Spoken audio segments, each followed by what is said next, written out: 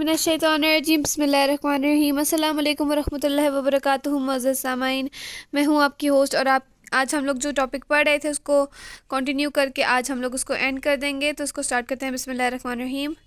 ए हवा, मुझे इस बात पर रोना आ रहा है कि अनकरीब तुम और आदम मर जाओगे।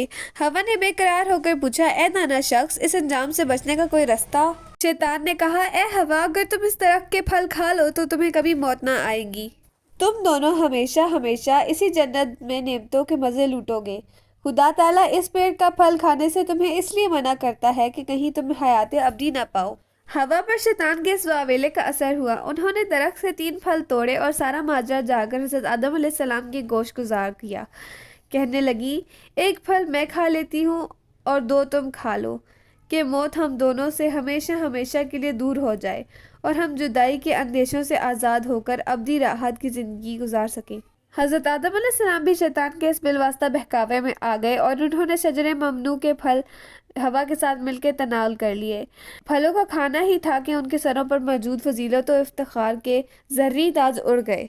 वही बहिश्त थी, वही इसके सब्ज़ाजार और वही नशेब फराज।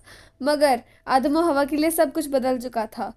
वो किसी से आंख मिलाने के काबिल नहीं रहे थे। वो अब अल्लाह ताला के महबूब नहीं बल्कि उसकी दरगाह के मातूब थे, और ये बात अहले बहिश्त भी जानते थे।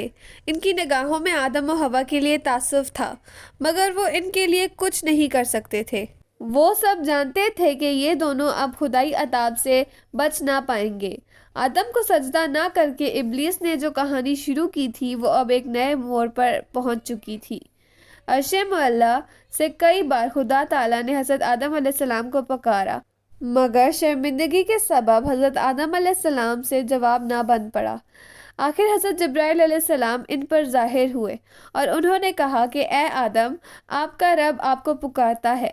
तब हज़रत आदम अलैहिस्सलाम ने अपने मालिक की सदा का जवाब दिया, ए रब्बुल इज़्ज़त, हम तेरे आसी हैं, तुझसे शर्मिंदा हैं। बारी ताला ने फरमाया, ए आदम, मैंने तुझे इस पेड़ के करीब जाने से मना किया था। मैंने कहा था कि शैतान तुम्हारा दुश्मन है, वो तुम्हें राह से भटकाने की कोशिश करेगा। हज़रत आदम अलैहिस्सलाम ने कहा, बेशक ए रब, तूने कहा था, तूने हमें आगाह कर दिया था। बेशक हम खुद अपनी जानों पर जुल्म करने वाले हैं। ए रब्बे रहीम, अगर तूने हमारा ये कसूर माफ़ ना किया तो हमारा कहीं ठिकाना नहीं। ए कादिर मुतलक, हम पर रहम फरमा। बारगाहे एज़दी से आदम और हवा के लिए हुक्म हुआ, तुम दोनों अब यहाँ से निकल चलो। कुर्रा अर्ज़ पर एक दूसरी तरह की ज़िंदगी तुम्हारी मुंतज़िर है। तुम्हारे वास्ते ज़मीन में ठिकाना है और वहीं रह कर एक मखसूस अरसे तक तुम्हें नफ़ा हासिल करना है। तुम्हें अब इसी कुर्रा अर्ज़ पर ज़िंदा रहना है, वहीं मरना है और दोबारा उठाए जाना है। आदम और हवा के चेहरों पर यासियत ने डेरे डाल लिए।